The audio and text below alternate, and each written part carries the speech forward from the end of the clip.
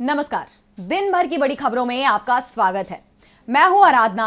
आज इस बुलेटिन में बात होगी नीतीश की नई सरकार की, तेजस्वी यादव के बड़े दावे की, बात करेंगे भारत जोड़ो न्याय यात्रा की, बंगाल में टीएमसी और कांग्रेस के बीच बनती बात की, जानेंगे तमिलनाडु में डीएमके और कांग्रेस के बीच क्या है सीट बंटवारे का फॉर्मूला, और बुलेटिन के आखिर में बात करेंगे तेलंगाना में जातीय जनगणना की।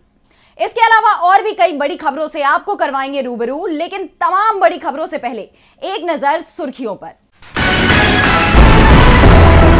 कांग्रेस सांसद शशि थरूर ने नीतीश के पाला बदलने पर कसा तंज, फिर खोली अपनी डिक्शनरी, बताया स्नॉली गोस्टर। नीतीश के पलटने पर सपा अध्यक्ष अखिलेश यादव ने नीतीश कुमार पर साधा निशाना, कहा विश्वासघात का नया कीर्तिमान बना है। महाराष्ट्र में शिंदे सरकार के मराठा आरक्षण के फैसले पर केंद्रीय मंत्री नारायण राणे ने कसा तंज, कहा ये अन्य पिछड़े समुदायों के अधिकारों पर कब्जा, इससे राज्य में अशांति पैदा होगी। चेन्नई टेस्ट में भारत को मिली हार, भारत की दूसरी पारी 202 पर सिमटी, इंग्लैंड ने 28 रन से जीता मुकाबला, सीरीज में 1-0 की ली बढ़त। ये तो थी सुर्खियां। अब बात आज की सबसे बड़ी खबर की। नीतीश कुमार ने आज सुबह सीएम पद से इस्तीफा दिया था और शाम को एक बार फिर उन्होंने सीएम पद की शपथ ले ली। सुबह जब वो सीएम थे तो आरजेडी उनके साथ थी, शाम को नीतीश बीजेपी के साथ सरकार बना रहे थे। नीतीश की ये पलटी मार सियासत में ये छठवां मौका है जब वो एक पाले से दूसरे पाले में गए हैं। तो नीतीश की सरकार में किस किस को मिली जगह, देखिए ये रिपोर्ट। नीतीश कुमार ने 9वीं बार बिहार के सीएम पद की शपथ ले ली है। राज्यपाल राजेंद्र विश्वनाथ आलेकर ने नीतीश कुमार को पद और गोपनीयता की शपथ दिलाई। नीतीश कुमार के साथ 8 और मंत्रियों ने भी शपथ ली है, जिसमें बीजेपी के कोटे से सम्राट चौधरी और विजय सिन्हा ने डिप्टी सीएम पद की शपथ ली। इसके अलावा बीजेपी विधायक डॉक्टर प्रेम कुमार ने मंत्री पद की शपथ ली है, जबकि जेडीयू की ओर से विजेंद्र प्रसाद, श्रवण कुमार और विजय कुमार चौधरी मंत्री बनाए गए हैं। हम पार्टी के संतोष सुमन और निर्दलीय विधायक सुमित सिंह को भी मंत्री बनाया गया है। दावा किया जा रहा है कि नई सरकार में भी जेडीयू के पास वो सभी मंत्रालय रहेंगे जो महागठबंधन की सरकार के समय में जेडीयू के पास थे, जबकि बीजेपी को आरजेडी वाले मंत्रालय दिए जाएंगे। इस बीच नई सरकार को लेकर एनडीए गठबंधन के नेता चिराग पासवान और उपेंद्र कुशवाहा की नाराजगी की खबरें भी आना शुरू हो गई है। उपेंद्र की ओर से मंत्री पद को लेकर दावेदारी जताई जा रही थी, लेकिन उन्हें मंत्री नहीं बनाया गया। तो चिराग पासवान ने भी साफ कर दिया है कि उनका नीतीश से नीतिगत विरोध था और आज भी कायम रहेगा, इसमें कोई बदलाव नहीं हुआ है। तो दूसरी ओर जीतन राम मांझी और पशुपति पारस की ओर से भी कई सवाल खड़े किए जा रहे हैं। ऐसे में साफ है कि नीतीश ने बीजेपी के साथ आकर सरकार तो बना ली है, लेकिन सरकार चलाना आसान नहीं है। नीतीश की पलटीमार राजनीति से आरजेडी गुस्से में दिखाई दे रही है और अब पूर्व डिप्टी सीएम तेजस्वी यादव ने नीतीश को लेकर बड़ा ऐलान कर दिया है। उन्होंने दावा किया है कि जो कहा है उसे करके दिखाएंगे, शांत नहीं बैठेंगे। तो क्या कहा है तेजस्वी ने जिससे जेडीयू की बढ़ सकती है परेशानी, देखिए ये रिपोर्ट। सरकार हाथ से फिसलने के बावजूद लालू यादव बेहद सधे अंदाज में बयान दे रहे हैं। पूर्व डिप्टी सीएम तेजस्वी यादव भी संयम दिखा रहे हैं, लेकिन नीतीश पर तंज कसने से नहीं चूक रहे। नीतीश कुमार ने दावा किया था कि आरजेडी के मंत्री काम नहीं कर रहे थे और सीएम के इसी बयान पर तेजस्वी ने कहा कि 17 महीने की सरकार देख ले, सबसे ज्यादा काम उन्हीं विभागों में हुआ जिसके मंत्री आरजेडी के विधायक थे। जिस विभाग से बिहार के लोगों को नौकरियां मिली, बिहार में निवेश आया, उस विभाग का मंत्री हमारा है तो हम क्रेडिट क्यों ना ले। बीजेपी और जेडीयू की सरकार के 17 साल और हमारे 17 महीने की तुलना होनी चाहिए। एक विभाग ने वर्ल्ड रिकॉर्ड बनाने का काम किया। एक विभाग से 70 दिनों के भीतर 2 लाख से ज्यादा नियुक्ति पत्र बांटने का काम किया गया। 26 जनवरी को राज्यपाल ने अपने भाषण में भी 3.5 लाख सरकारी नौकरी देने की बात कही। यह किसके राज में हुआ? यह किसका विजन था? नीतीश कुमार पर तंज कसते हुए आरजेडी नेता ने कहा कि जो थके हुए मुख्यमंत्री थे उनसे हमने बहुत ज्यादा काम करा लिया। मैं उन पर कोई व्यक्तिगत कमेंट नहीं करूंगा, लेकिन एक बात कहूंगा कि अभी खेल शुरू हुआ है, खेल अभी बाकी है। मैं जो कहता हूं वो करता हूं। आप लिख कर ले लीजिए, जनता दल यूनाइटेड पार्टी 2024 में ही खत्म हो जाएगी। ये निश्चित रूप से लिख कर रख लीजिए। मेरा स्पष्ट रूप से मानना है कि जनता हमारे साथ है। मैं बीजेपी को धन्यवाद देता हूं कि उन्होंने जेडीयू को अपने साथ ले लिया। बिहार में उस समय खेल हो रहा था जब कांग्रेस की भारत जोड़ो न्याय यात्रा वहां प्रवेश करने वाली है। बीजेपी पहले से ही कांग्रेस की इस यात्रा से डरी हुई थी। भारत जोड़ो न्याय यात्रा 2 दिन के ब्रेक के बाद आज पश्चिम बंगाल के जलपाईगुड़ी से शुरू हुई और इस दौरान राहुल गांधी ने मोदी सरकार पर करारा तंज कसा। तो क्या कहा राहुल ने, देखिए ये रिपोर्ट। भारत जोड़ो न्याय यात्रा अपने सफर में चल रही है। 26 और 27 जनवरी को यात्रा का ब्रेक था और अब 28 जनवरी को 2:30 बजे से यात्रा फिर शुरू हुई। राहुल गांधी ने हजारों लोगों के साथ पश्चिम बंगाल के जलपाईगुड़ी से पदयात्रा शुरू की। जलपाईगुड़ी से चलकर ये यात्रा सिलीगुड़ी होते हुए थाना मोड़ से एयरव्यू मोड़ पहुंची। राहुल गांधी ने यात्रा के अंत में जनसभा को संबोधित किया। राहुल ने मोदी सरकार पर निशाना साधते हुए कहा कि आप किसी भी युवा से पूछिए कि वे क्या करना चाहते हैं, वे आपको बताएंगे कि उन्हें रोजगार चाहिए। लेकिन सच्चाई ये है कि आज हिंदुस्तान में युवाओं को रोजगार नहीं मिल सकता है। हमारे युवा अपने सपनों को पूरा नहीं कर पा रहे हैं, जिसके कारण उनके दिल में नफरत और गुस्सा पैदा हो रहा है। इसलिए हम भारत जोड़ो यात्रा में कन्याकुमारी से कश्मीर तक चले थे और उनकी बात सुनी। न्याय यात्रा में बंगाल की जनता ने बढ़ चढ़कर समर्थन दिया है। आज ये यात्रा उत्तर दिनाजपुर में रुकेगी और 29 जनवरी को बिहार कूच करेगी। बिहार में 2 दिन रुकने के बाद 30 जनवरी की रात राहुल गांधी और उनकी टीम पश्चिम बंगाल लौटेगी। इस बार ममता के साथ ये यात्रा तय होने की उम्मीद लगाई जा रही है। 31 जनवरी को मालदा, मुर्शिदाबाद और वीरभूमि से होते हुए कांग्रेस की न्याय यात्रा झारखंड पहुंचेगी। भारत जोड़ो न्याय यात्रा बंगाल में है और कांग्रेस के लिए इस दौरान बंगाल से खुश होने की बड़ी खबर भी आ रही है।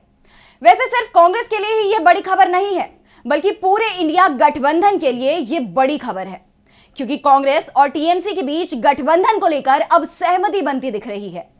तो किस फॉर्मूले पर बन सकती है सहमति, देखिए ये रिपोर्ट। बिहार में इंडिया गठबंधन को झटका लगा तो देश के दूसरे हिस्से में अब गठबंधन को मजबूत करने की कोशिश तेज हो गई है। नए सिरे से सीट बंटवारे की रणनीति तैयार की जा रही है। पहले जिन राज्यों में टकराव के हालात थे, वहां अब बात बनती दिखाई दे रही है। पंजाब और बंगाल में इंडिया के बीच सीट बंटवारे की तस्वीर अब साफ होने लगी है। खास तौर पर पश्चिम बंगाल में है। पहले ममता बनर्जी सभी 42 सीटों पर टीएमसी उम्मीदवार उतारने का ऐलान कर चुकी थी, लेकिन अब यहाँ एक बार फिर टीएमसी और कांग्रेस के बीच सीट बंटवारे पर बातचीत शुरू हो गई है। दावा किया जा रहा है कि जल्दी ही ममता बनर्जी और राहुल गांधी के बीच बात हो सकती है। पार्टी अध्यक्ष मल्लिकार्जुन खड़गे भी बंगाल आ सकते हैं। वैसे दावा किया जा रहा है कि ममता बनर्जी, जो पहले कांग्रेस को 2 सीटों से ज्यादा देने को तैयार नहीं थी, उन्होंने अपना रुख नरम किया है और कहा जा रहा है कि टीएमसी की ओर से कांग्रेस के 2 से 3 और सीटें छोड़ने की पेशकश हो सकती है। यानी बंगाल की 42 लोकसभा सीटों में से कांग्रेस को 4 से 5 सीटें मिल सकती है, जबकि टीएमसी 37 से 38 सीटों पर चुनाव लड़ सकती है।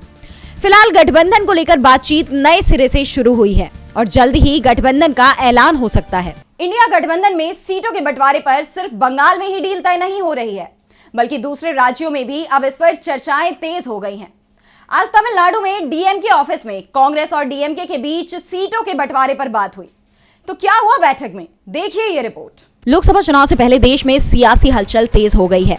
इस बीच इंडिया में सीट बंटवारे को लेकर पेंच सुलझते दिखाई दे रहे हैं।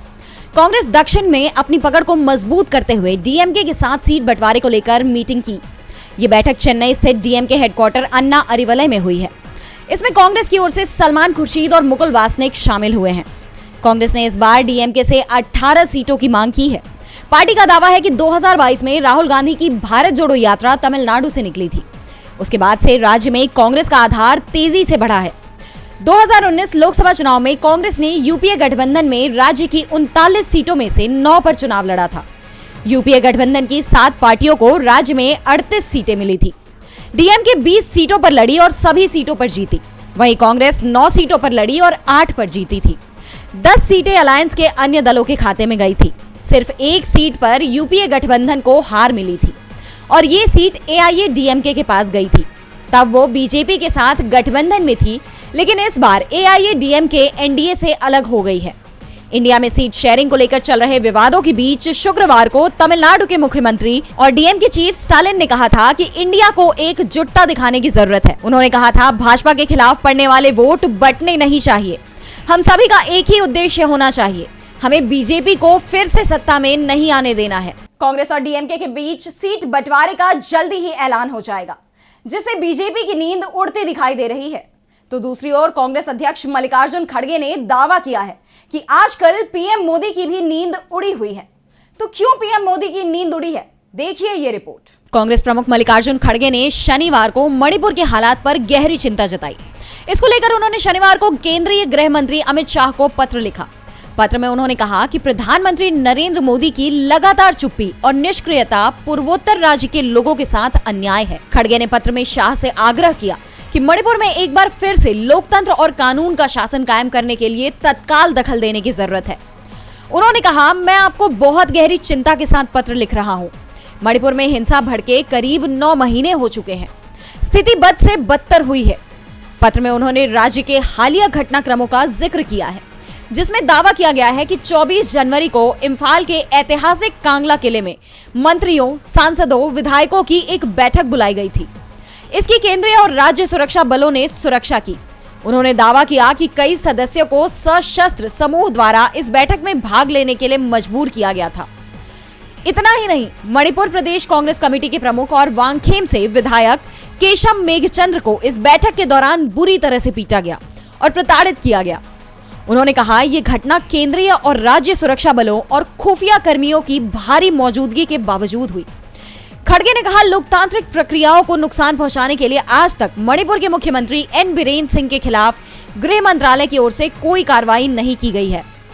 उन्होंने आगे कहा, यह शर्मनाक है कि मणिपुर के मामले में प्रधानमंत्री की चुप्पी रणनीति का हिस्सा लगती है। तो वहीं आज कांग्रेस के राष्ट्रीय अध्यक्ष मल्लिकार्जुन खड़गे 28 जनवरी को उत्तराखंड के देहरादून पहुंचे हैं। यहां से उन्होंने कांग्रेस के लिए लोकसभा चुनाव कैंपेन की शुरुआत की है।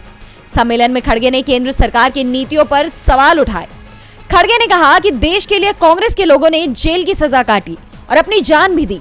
बीजेपी के लोगों ने ऐसा नहीं किया। उन्होंने कहा कि मोदी के सपने में नेहरू जी, इंदिरा गांधी, राजीव गांधी, सोनिया गांधी आते हैं। राहुल गांधी तो मोदी को सोने नहीं दे रहे हैं। देश के लिए इंदिरा गांधी ने जान दी, राजीव गांधी ने जान दी।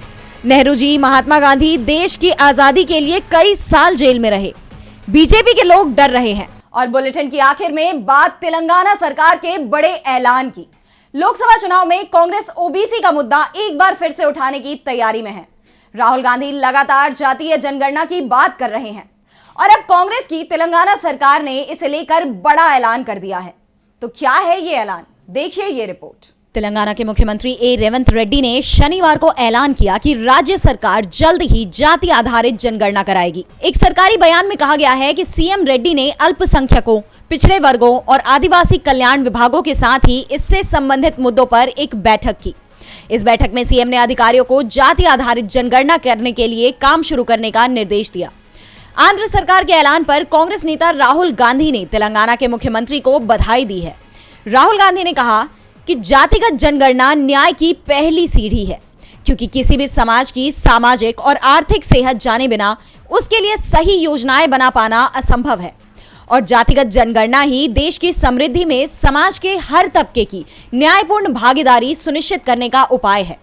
मुख्यमंत्री रेवंत रेड्डी और तेलंगाना सरकार को न्याय की दिशा में पहला कदम बढ़ाने पर बधाई। बता दें कि तेलंगाना में कांग्रेस सरकार बड़ी कवायद कर रही है। 10 साल के बाद पहली बार बीआरएस सरकार को उखाड़ फेंकने में कामयाब रही कांग्रेस सरकार के मुखिया सीएम रेवंत रेड्डी ने कहा कि उनकी सरकार पूरे राज्य में जातीय जनगणना की तैयारी कर रही है। उन्होंने कहा कि चुनाव से पहले कांग्रेस पार्टी ने जातीय जनगणना कराने का वादा किया था। अब सरकार जनगणना कराने की तैयारियां कर रही है। राज्य के बड़े अधिकारियों के साथ बैठक में सीएम रेवंत रेड्डी ने अल्पसंख्यकों, पिछड़े वर्गों और आदिवासी कल्याण विभागों से संबंधित मुद्दों पर बैठक कर जातीय जनगणना कराने का निर्देश दिया। तो आज इस बुलेटिन में इतना ही। देखते रहिए डीबी लाइव। नमस्कार।